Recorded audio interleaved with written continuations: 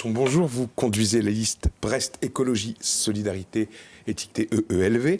Vous faites encore partie du conseil municipal actuel. Vous étiez dans la majorité de François Cuyandre, mais vous avez choisi de vous présenter avec vos camarades pour une liste indépendante cette fois-ci. Même question, quelle est votre première action, Monsieur Pichon? Alors, en tant que premier maire écologiste à Brest, mis à part installer un attache vélo à la place Monsieur le maire à l'hôtel de ville et travailler à un arrêté anti-pesticides pour continuer le combat engagé par Daniel Cueff, le premier chantier sur lequel je me lancerai, ce sera l'unité d'accueil, d'accompagnement et de protection des femmes victimes de violences, parce qu'il y a urgence et on a annoncé il y a plusieurs mois cette ambition de créer cette unité pluridisciplinaire qui pourra accueillir, accompagner et protéger, voire mettre à l'abri, si nécessaire, les femmes qui sont victimes de violences sur le territoire brestois et qui sont trop nombreuses.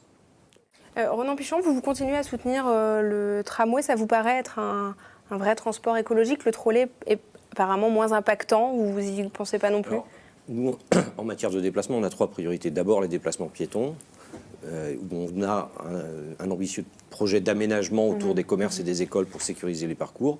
Mettre le paquet sur le vélo parce que c'est le moyen de transport le plus efficace à l'échelle d'une ville et le plus écologique. Et mettre le paquet aussi sur les transports en commun parce que justement le transport en commun, ça doit être accessible à tout le monde. Ça doit offrir des services alternatifs à la voiture. Donc ça suppose de donner des moyens supplémentaires au réseau de transport en commun. Donc oui à la deuxième ligne de tram, oui à la ligne de BHNS et oui à davantage de bus tout de suite.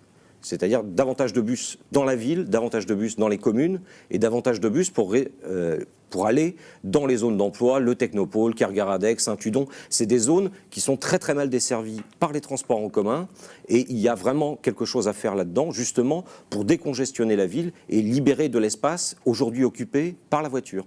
Et on voit que sur le vélo, notamment, vous êtes plusieurs à porter des lignes autour du vélo. La ville de Brest est assez mal classée selon le dernier baromètre des villes cyclables. Est-ce qu'il ne faut pas se résoudre à freiner un peu le développement du vélo? On n'est peut-être pas dans une ville où c'est possible, il ne fait pas très beau, il y a des pentes, enfin... Si, quand même, il ne fait pas très beau. Surtout en ce moment, je suis désolée, c'est peut-être très contraignant. Enfin, effectivement... Non, moi, je me déplace au quotidien à vélo. Non, c'est pas vrai. Aujourd'hui, si on avait des aménagements de qualité sur l'ensemble du territoire brestois, on pourrait se déplacer facilement à vélo. Et en plus, on a des vélos à assistance électrique qui sont disponibles, qui effacent complètement le relief.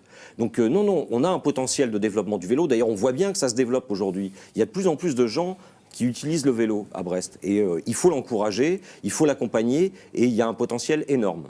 Ronan Pichon, vous voulez peut-être réagir du coup, parce qu'effectivement, on sent que la question écologique est au cœur de tous les programmes. Vous faites un peu prendre votre idée majeure. Comment vous gérez ça? C'est pas notre idée majeure, c'est-à-dire que nous, la première mesure écologique qui sera prise quand on sera élu, c'est d'avoir un maire écologiste. Donc c'est quelque chose de fondamental. C'est pas de dire on fera quelque chose peut-être en 2032 ou dans 15 ans.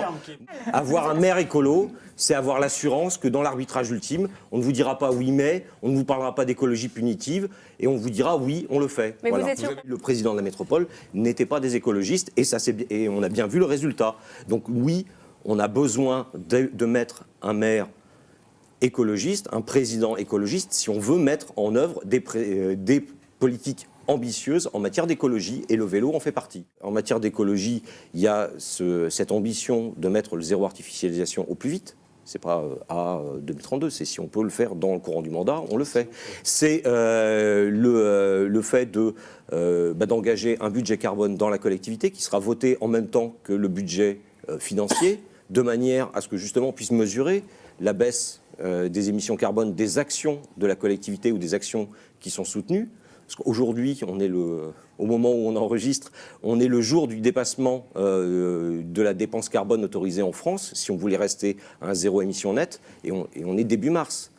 Donc il y a de la marge. Et puis, on veut aussi avoir les moyens, donner les moyens aux entreprises brestoises de s'engager dans la transition écologique en développant un fonds local d'investissement dans la transition écologique qui ira collecter de l'épargne locale pour investir dans les entreprises locales, pour des emplois locaux, responsable et durable. Merci à tous. Merci à vous de nous avoir suivis. On se retrouve très bientôt sur nos antennes et n'oubliez pas d'aller voter le 15 mars.